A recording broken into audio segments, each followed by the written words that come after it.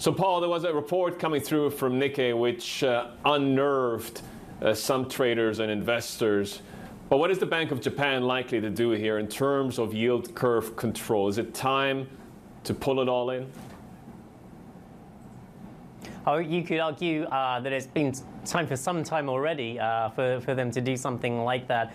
But the BOJ, as we know, has been extremely cautious over tweaks that it's adjusting or it's making to its monetary policy, and for that matter to the yield curve control, which it regards itself as being extra to, or kind of in addition to the monetary policy measures, or sort of separate to that. That's at least when it made the last widening of the band. But the reasoning was more to do with bond market functioning and liquidity than to do with monetary policy. There's a feeling in the market that this was a bit of a trial balloon. Let's see how prices react. Let's see how the market reacts. If we float that idea, then maybe there could be further widening of the yield curve control, or indeed an abolition of the policy, or some more changes beyond that. In all honesty, what we've actually seen in the market today has not been a humongous reaction. We had that little wobble in the opposite direction to what you might expect, with the yen moving a little bit weaker right at the beginning of the trading session, but that was halted pretty quickly, and we dropped back below 150 on dollar yen very quickly, and since then we've been trading in this range, and yields on Japanese government bonds were a little bit lower at the start of the session, perhaps in line with the moves that we saw in the treasuries market on Friday. So not an immediate knee-jerk reaction in the market, but yeah, there's definitely interest in what the BOJ will do next.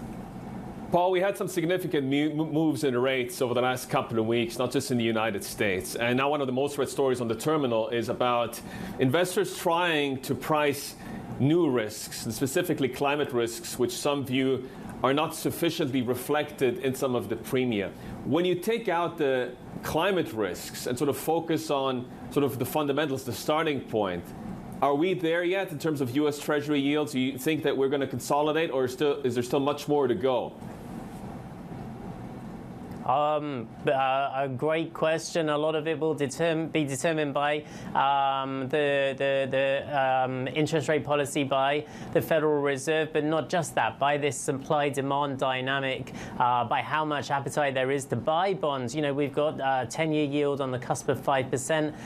Is that going to lure in the pension funds that will be happy to kind of like take it down? Or is the weight of supply just so great now that, the market is struggling to find those buyers that will absorb all of the extra amount of bonds, the volume that's coming into the market at the moment? I think that's also almost more important at this moment in time than Fed policy outlook in some ways.